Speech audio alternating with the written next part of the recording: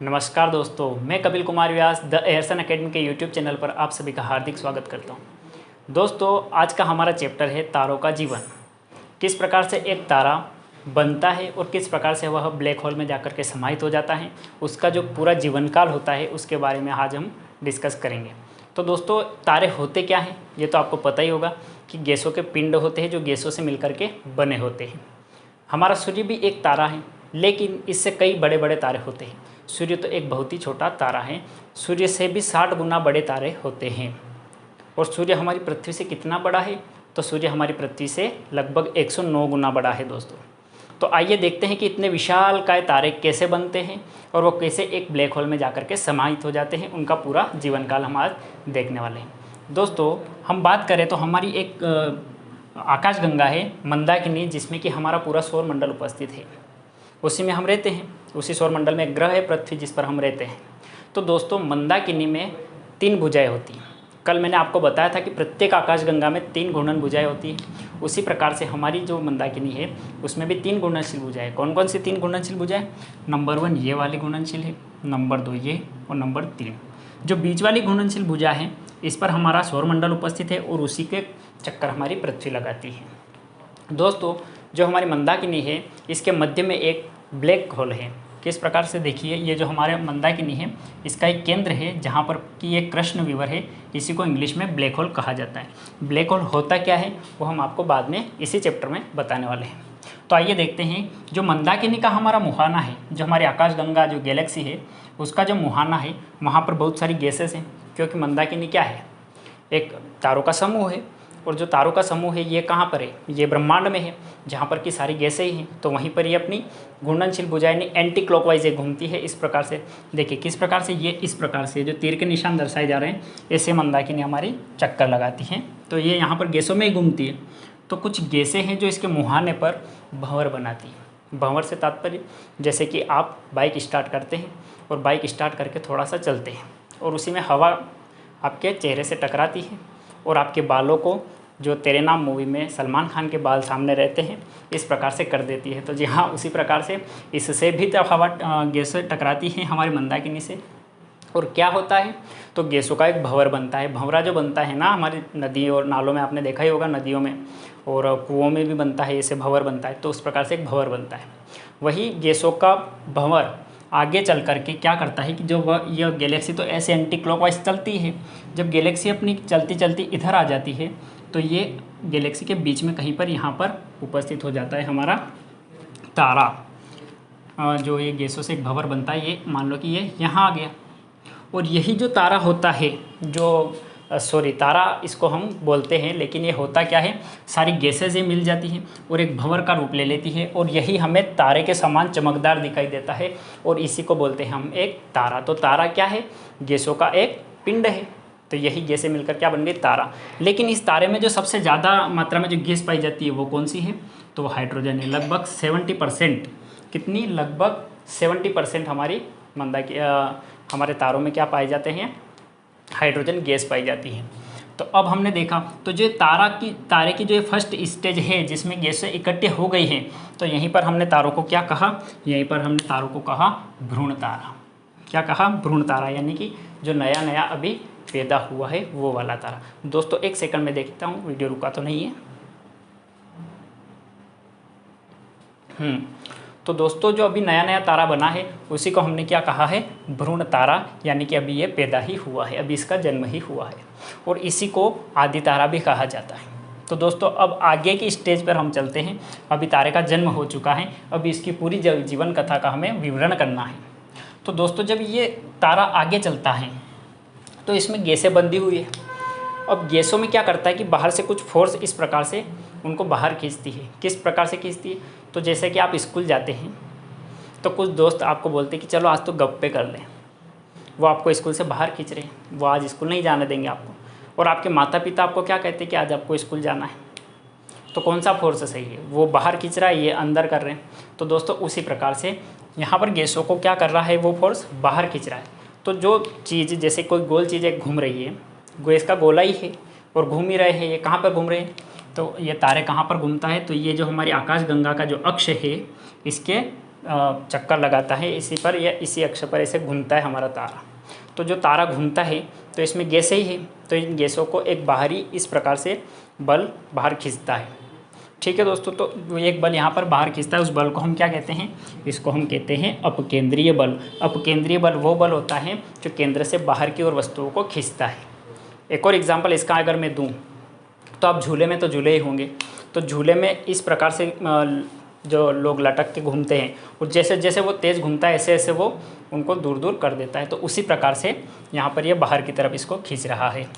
आगे जब ये तारा फिर से आगे यहाँ पर बढ़ता है और मान लो कि ये अब यहाँ पर आ गया,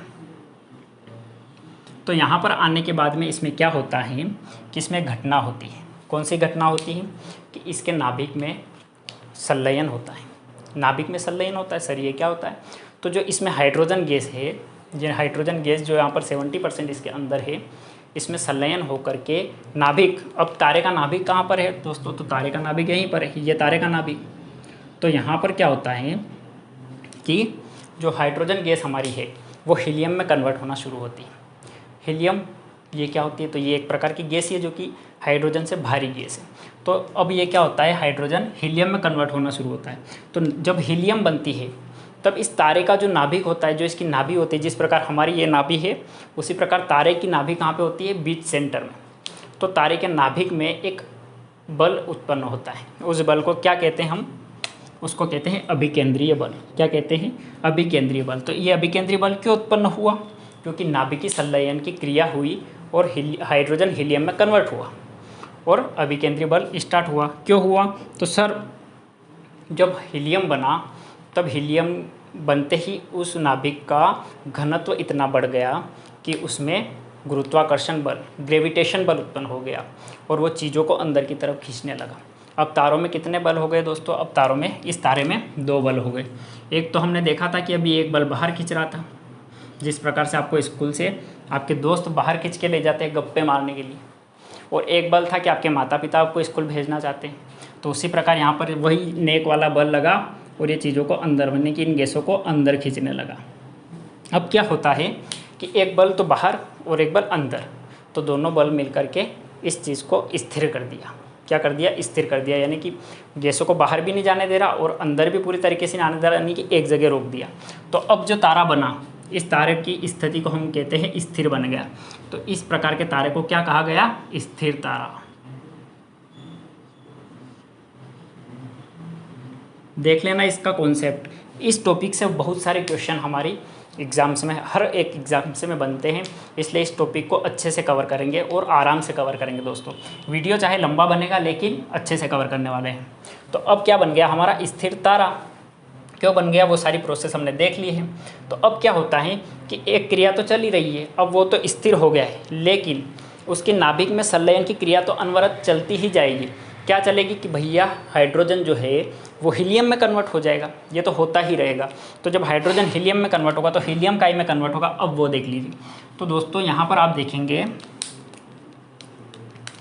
कि जो हाइड्रोजन है, हाइड्रोजन वो कन्वर्ट होता है हीलियम में, और हीलियम काय में कन्वर्ट होगा, तो ये कार्बन में कन्वर्ट होता है। कार्बन यानी कि कोयला, सिंपल। और कार्बन काय में कन्वर्ट होता है, तो लोह में कन्वर्ट होता है, लोह अयस्क, लोहा जो होता है ना उसको, यानी कि आयरन, इसमें यह कन्वर्ट होता है। चुंबक बनाता है, मतलब कि ये फिर वस्तुओं को अपनी तरफ खींचता है। और आपने देखा होगा चुंबक छोटी सी रहती है लेकिन भारी रहती है, तो उसका घनत्व तो बहुत ज़्यादा रहता है, चीज़ों को अपनी ओर जल्दी से खींचती है। तो अब हम देख रहे हैं कि इसमें क्या हो गया है कि इसके नाभिक में लगातार संलयन की क्रिया चली रही है। लगातार क्या हो रहा है, हाइड्रोजन से हीलियम बन रहा है, हीलियम से कार्बन और कार्बन से लोहा, यानी कि नाभि और भारी होता ही जा रहा है। उसका घनत्व लगातार दिन ब दिन बढ़ते ही जा रहा है। तो जब घनत्व इसका इतना ज़्यादा बढ़ गया, ग्रेविटेशन यानी कि गुरुत्वाकर्षण बल, इसका खींचने की क्षमता बढ़ गई, क्योंकि लोहा अयस्क बन गया और धीरे धीरे वो घूमेगा, तो उसमें लोहा जब बन गया और वो घूमेगा तो उसमें घर्षण होगा, और घर्षण जब होगा तो चुंबक बन जाएगा, वो चीज़ों को अपनी तरफ और ज़्यादा आकर्षित करेगा, यानी कि ग्रेविटेशन और ज़्यादा बढ़ जाएगा, गुरुत्वाकर्षण और ज़्यादा इसका बढ़ जाएगा। तो उसी का परिणाम क्या होगा कि दोस्तों इसकी जो बाहर की हीलियम की लेयर है, ये यहाँ पर तो सिर्फ आपका क्या बच गया, ये बच गया आपका हीलियम, है ना। और हीलियम और लो इसको और कार्बन इसके नाभिक में आ गए। और बाहर की जो लेयर ये आप देख रहे हैं, ये लेयर इसकी कई की है तो ये हाइड्रोजन की है दोस्तों। इसमें तो बाहर का आवरण हाइड्रोजन का ही होता है तारों का, और हाइड्रोजन का आवरण है और अंदर ग्रेविटेशन बढ़ गया है और घनत्व भी बहुत ज़्यादा बढ़ गया है। तो तारे में अब क्या होता है, एक विस्फोट होता है, जैसा कि बिग बैंग थ्योरी में हमने पढ़ा था, लेकिन वो बहुत बड़ा विस्फोट था। ये उतना बड़ा नहीं है, ये एक विस्फोट है उसी के जैसा। तो जब विस्फोट होता है तो अब यहाँ पर आप देखेंगे ये एक तारा है और इस तारे का ये नाभिक है, और ये नाभिक जो है दोस्तों इसमें हीलियम और कार्बन और ये लोहा और ये सब है, और इसमें कुछ मात्रा में तो हाइड्रोजन भी होगा, लेकिन हाइड्रोजन का आवरण ज़्यादा होता है। जो बाहर की लेयर होती है वो हाइड्रोजन की होती है। तो ये फटेगा, तो जब भी ये फटेगा तो इसमें से एक भयंकर आवाज़ आएगी, बहुत भयंकर आवाज़ आएगी, जैसे कि बिग बैंग थ्योरी में आई थी। तो वो जो आवाज़ निकलती है ना इस तारे के फटने से, उसी आवाज़ को कहते हैं सुपरनोवा। क्या कहते हैं दोस्तों, सुपरनोवा। अब आवाज़ तो निकल गई दोस्तों, लेकिन एक चीज़ और साथ में होता है, इसमें से कुछ चमक निकलती है, कुछ चमक निकलती है। तो उस चमक को कहा जाता है रेड जाइंट, यानी कि लाल दानव। लाल कलर की बहुत ही तेज़, जैसे कि भगवान प्रकट होते हैं और निकलती है ना, उसी प्रकार से इतनी तेज़ जैसे कि सूर्य चमकता है, उससे भी तेज़। कितनी तेज़ वो बता देता हूँ, जितनी हमारी मंदाकिनी का पूरे की जितनी चमक है, उतनी ही चमक एक तारे के फटने से उत्पन्न होती है दोस्तों। तो ये आपको याद रखना है कि जब तारा फटता है और जो चमक आती है उसको लाल दानव यानी कि रेड जाइंट कहते हैं, और जो आवाज़ आती है उसको सुपरनोवा कहते हैं दोस्तों। और जब ये सुपरनोवा होता है तब दो चीज़ें इसमें से निकलती हैं। क्या क्या निकलती है सुपरनोवा से, यानी कि इस बाहरी परत के फटने से इसमें से क्या क्या दो पदार्थ निकलते हैं। तो दो पदार्थ निकलते हैं, एक तो तरंगे निकलती है जो कि बहुत ही घातक होती है, और ये तरंगे पूरे हमारी मंदाकिनी में फैल जाती है। और एक निकलती है इसमें से गैसें, क्योंकि ये गैसों का ही आवरण था, तो सीधी सी बात है इसमें से गैसें तो निकलनी ही है। लेकिन गैसों में भी कौन सी गैसों का आवरण था, हाइड्रोजन का, तो हाइड्रोजन की अधिकता इसमें भी रहेगी। तो ये बात अपनी क्लियर हो गई। अब कहाँ तक आ गए अपन कि एक तारा फटा क्योंकि उसमें गुरुत्वाकर्षण ज़्यादा बढ़ गया था, घनत्व तो ज़्यादा उसके नाभिक का बढ़ गया था। अब अपन आ गए यहाँ पर, ये तारा यहाँ आ गया था, यह हाइड्रोजन का आवरण था, ये इसका नाभिक था। जब ये फटा, इसका आवरण फट गया, तो जो नाभिक बचा इसको नाम दे दिया गया न्यूट्रॉन तारा, क्योंकि ये भी चमकदार है, इसमें भी चमक है क्योंकि इसमें हीलियम है और इसमें चमक तो है ही। तो ये न्यूट्रॉन तारा जब बन गया और इसका आवरण तो हट ही गया। और ये न्यूट्रॉन तारे की आपको बात बता दूं कि जब इसका आवरण हट जाता है तो अब यह 30 बार प्रति सेकंड की रफ्तार से अपने अक्ष पर घूमने लगता है, और इतनी तेज़ी से घूमते घूमते घूमते ये कुछ ही समय में कृष्ण विवर में जाकर के समाहित हो जाता है। अब इसका एग्जाम्पल सुनो, किस प्रकार से समाहित हो जाता है कृष्ण विवर में। तो जिस प्रकार से एक बच्चा बंदिश में रहता है तो वो सुधरा हुआ रहता है, लेकिन अगर उसके ऊपर से अपन बंदिश हटा दे, उसको रात में घूमने के लिए छोड़ दे, उसको स्कूल जाने से मना कर दें, तब उसके ऊपर से आपने एक आवरण ही हटा लिया एक प्रकार का, तो वो क्या जाएगा, बुरी संगत उसको उसकी तरफ खींच लेगी। उसी तरह क्या होता है कि जब ये तारे का आवरण हटता है तो एक कृष्ण विवर, जो कि इस तारे से कई गुना ज़्यादा घनत्व का, कितने ही लाखों ऐसे तारे उसमें समाहित हो जाते हैं, तो ये कृष्ण विवर इसको अपने में समाहित कर लेता है, खींच लेता है, घूम करके यह इसमें आकर के समाहित हो जाता है। तो यहाँ पर न्यूट्रॉन तारा तो समाहित हो गया। तो सर आपका सवाल उठता होगा कि सर क्या तारे का जीवन इतना ही है? तो जी नहीं, यहाँ पर जब सुपरनोवा हुआ था तो सुपरनोवा में दो चीज़ें निकली थी, प्रगाती तरंगे और हाइड्रोजन गैस। और तीसरी चीज़ जो निकली थी न्यूट्रॉन तारा, वो तो समाहित हो गया। लेकिन जो गैसें हैं वो गैसें क्या करेंगी, फिर से एक तारा बना लेगी। क्या वहाँ पर जाके बनाएगी? तो जी नहीं, तारा तो यहाँ पर फटा, तो नया जो तारा बनेगा वो भी यहीं पर बनेगा। तो किस प्रकार से बनेगा? तो दोस्तों आपने देखा कि गैसें घूम रही है, वो तारा तो चक्कर लगा ही रहा था जो फटा, तो वो गैसें भी उसी प्रकार से घूमती जा रही। तो घूमते के चक्कर में उनमें आवेश उत्पन्न हुआ और एक तारे का निर्माण हुआ। वो तारा कौन सा तारा है? तो वही तारा है जिससे हम और आप ऊर्जा ले रहे हैं। कौन सी ऊर्जा? तो भैया सूर्य का निर्माण इसी प्रकार हुआ। अब क्लियर हो गया। अगर आपसे अब पूछे कि सूर्य का निर्माण कैसे हुआ, तो बहुत सिंपल वे में आप उसको समझाएंगे कि भैया कुछ गैसें मिलकर एक तारा बनाती हैं। वो तारा जब आगे बढ़ता है तो उसमें नाभिकीय संलयन की प्रक्रिया होती है। नाभिकीय संलयन की प्रक्रिया के फलस्वरूप उसका अंदर बहुत ज़्यादा घनत्व उत्पन्न हो जाता है, क्योंकि हाइड्रोजन हीलियम में, हीलियम कार्बन में और कार्बन हमारे लोहे में कन्वर्ट होती हैं, तो बहुत ज़्यादा घनत्व बढ़ जाता है, जिससे उसका बाहर का आवरण जो हीलियम का बना हुआ, हाइड्रोजन का बना हुआ होता है, वो क्या करता है, विस्फोट करता है, फटता है। तो जब फटता है तब उसमें से गैसें निकलती हैं और प्रघाती तरंगें निकलती हैं। जो गैसें उसमें से निकलती हैं वही उसी समय, कुछ ही समय पश्चात एक और तारा बना लेती है जिसका नाम सूर्य है। पर उन गैसों से सिर्फ एक तारे का निर्माण नहीं हुआ, उन्हीं गैसों से हमारा जो ग्रह है पृथ्वी, जिस पर कि हम रहते हैं, आप और हम रहते हैं, उसका भी निर्माण हुआ दोस्तों। तो अब कहाँ पर आ गए हम, एक तारा जो कि यहाँ पर आ गया, जिसने ग्रह और पृथ्वी बना लिए। तो एक तारा कहाँ से शुरू हुआ और कहाँ आ गया, ये कथा आपके मन में क्लियर है। अब दोस्तों क्या होता है कि जो हमारा सूर्य है, जो आपका और हमारा सूर्य है, जो हमें ऊर्जा देता है, उसके अंदर भी तो नाभिकीय संलयन की क्रिया हो रही होगी, उसके अंदर भी तो हाइड्रोजन हीलियम में कन्वर्ट हो रहा हुआ, उसके अंदर भी तो हीलियम कार्बन में कन्वर्ट हो रहा होगा, और कार्बन आपका लोहे में कन्वर्ट हो रहा होगा। तो ये प्रक्रिया तो अनवरत चल रही होगी सूर्य में। तो आपके मन में एक सवाल उठना चाहिए कि क्या सर हमारा सूर्य भी एक दिन ऐसे फट जाएगा? तो जी हाँ, आपका सूर्य भी एक दिन ऐसे फट जाएगा। और क्या उस दिन पृथ्वी क्या दशा होगी, आप ये सोच सकते हैं? तो उस दिन पृथ्वी बिल्कुल ख़त्म हो जाएगी, राख हो जाएगी। तो दोस्तों ये कब होगा? तो ये अभी तो नहीं होने वाला, आप बेनिश्चित रहिए, ये तो अभी तो नहीं होने वाला। कब होगा? तो आज से 4 अरब वर्ष पश्चात, आज से 4 अरब के बाद, 4 अरब वर्ष के बाद हमारा सूर्य में भी जो बाहर की आवरण हीलियम बनेगी वो फटेगी। और जब वो फटेगी तो सूर्य के करीब के जो 4 ग्रह हैं, जो सूर्य के सबसे निकट है, कौन कौन से ग्रह हैं सूर्य के सबसे निकट? तो आइए देख लीजिए। सूर्य के सबसे निकट है सबसे पहले बुध, फिर शुक्र, फिर पृथ्वी और फिर मंगल। ये ग्रह सबसे निकट हैं, 4 ग्रह पृथ्वी सूर्य के। तो जब सूर्य फटेगा तो ये सब तो जल करके राख हो जाएंगे, इनका तो कोई अता पता नहीं रहेगा। तो सर वो जो बचे 5 ग्रह उनका क्या होगा? तो दोस्तों जब ये जो 9 ग्रह हैं ये किसकी परिक्रमा लगाते हैं? ये सूर्य की परिक्रमा लगाते हैं। जब सूर्य ही समाप्त हो जाएगा और उनके साथी ग्रह ही समाप्त हो जाएंगे तो वो क्या करेंगे? वो भी अस्त व्यस्त हो जाएंगे, उनका भी दिमाग खराब हो जाएगा और वह भी इसी पूरी मंदाकिनी में कहीं पर घूम जाएंगे, या कृष्ण विवर उनको अपनी तरफ खींच लेगा, कुछ तो होगा ही उनका। लेकिन 4 ग्रह का तो स्पष्ट है कि ये तो नष्ट हो जाएंगे। तो दोस्तों अब हम कहाँ आ गए? अब सूर्य फट चुका है।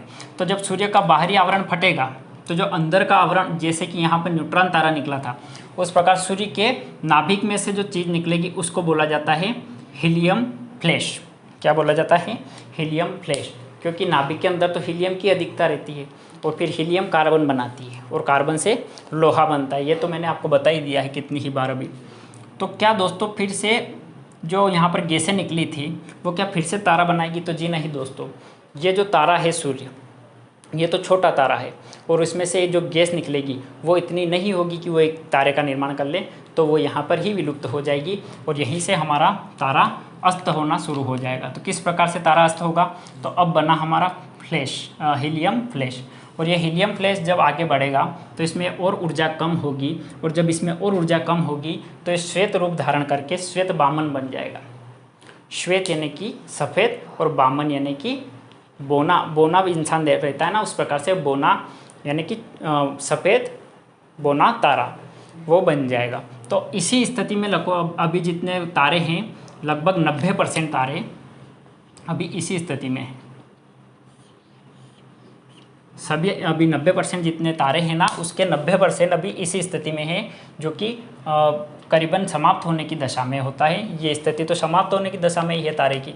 तो पहले बन गया हमारा सूर्य से जो नाभिक निकलेगा उसको बोलेंगे हम हीलियम फ्लैश, और फिर इसमें थोड़ी ऊर्जा कम होगी तो ये श्वेत बामन बनेगा, और धीरे धीरे इसका हीलियम खत्म होगा और कार्बन होगा, कार्बन बच जाएगा यानी कि काले कलर का।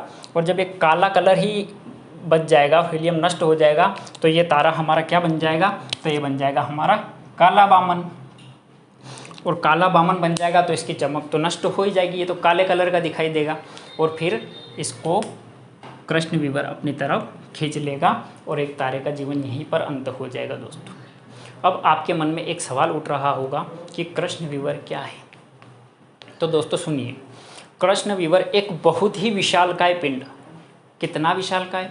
तो कितने ही सूर्य, कितनी ही पृथ्वियाँ, कितने ही तारे उसके अंदर समाहित हो जाए, इतना विशालकाय। तो जो वो पिंड है वो काय का बना है? तो ये शुद्ध आयरन, सुनिएगा, शुद्ध आयरन और शुद्ध निकिल का बना हुआ एक पिंड है, जिसका घनत्व बहुत उच्च है, जिसका गुरुत्वाकर्षण बहुत उच्च है, और ये चीज़ों को सिर्फ खींचना जानता है, ये चीज़ों को फिर छोड़ना नहीं जानता है, सिर्फ चीज़ों को अपनी तरफ खींचता है। किस प्रकार से? जिस प्रकार से एक चुंबक खींच लेती है उस प्रकार से, लेकिन चुंबक से तो कहीं ज़्यादा गुना तेज़ी से ये चीज़ों को अपनी तरफ खींचता है। अगर इसके ऊपर अपन टॉर्चिकल लाइट भी डालें तो ये लाइट को भी अपने अंदर खींच लेता है, फिर आपकी लाइट भी नहीं चलेगी। तो ये इतना शक्तिशाली है। तो क्या है कृष्णविवर? कि आयरन और निकिल से बना हुआ एक शक्तिशाली पिंड, जिसका घनत्व उच्च होता है, जिसका गुरुत्वाकर्षण उच्च होता है। ये आपका कृष्णविवर भी कंप्लीट हो गया। तो दोस्तों हम एक बार और आपको बता देते हैं कि पूरा तारा कैसे बना। तो तारा सबसे पहले गैसों से बनता है और उसको भ्रूण नाम दिया जाता है, भ्रूण तारा। और जब ये भ्रूण तारा इसमें फटता है, जब इसका बाहरी लेयर फटती है तो उसको लाल दानव कहते हैं, और जो आवाज़ आती है उसको हम सुपरनोवा कहते हैं। जब सुपरनोवा होता है तो इसमें से प्रकाशीय तरंगें निकलती है और कुछ गैसें निकलती हैं। ये गैसें निकलती है, दो चीज़ें हो गई। अब इसके अंदर जब ये फटा और लाल दानव और सुपरनोवा हुआ तो अंदर एक तारा बनता है जिसको न्यूट्रॉन तारा कहते हैं, और इसको कृष्णविवर अपनी तरफ खींच लेता है, तो इसका जीवन यहीं पर समाप्त हो जाता है। लेकिन यहाँ से कुछ गैसें फिर निकली, तो उन गैसों ने एक और तारा बनाया जिसको सूर्य कहते हैं। इन्हीं गैसों से ग्रह भी बने हैं। और जब हमारा सूर्य, यही क्रिया जो यहाँ पर हुई थी यही हमारे सूर्य के साथ में होगी, तब क्या होगा? बुध, शुक्र, पृथ्वी और मंगल, ये चार ग्रह जो पृथ्वी के सबसे निकट के ग्रह हैं, इन सबका क्या हो जाएगा? इन सब की समाप्ति हो जाएगी, ये सब जलकर राख हो जाएंगे। फिर क्या होगा? तो फिर हमारे सूर्य के नाभिक में से एक चीज़ निकलेगी जिसको हीलियम फ्लैश कहते हैं, क्योंकि फटता है तो सिर्फ हीलियम का आवरण, हाइड्रोजन का आवरण, लेकिन उसके नाभिक का हीलियम तो बाकी रहता है ना, वो बहुत घनत्व वाला और बहुत ज़्यादा गुरुत्वाकर्षण वाला होता है, तो वो बनता है। फिर हीलियम फ्लैश में कम ऊर्जा उसकी कम होती है तो वो श्वेत बामन बनता है। फिर थोड़ी ऊर्जा इसकी कम होती है तो फिर वो कृष्णविवर यानी कि कृष्ण बामन यानी कि काला बामन बनता है।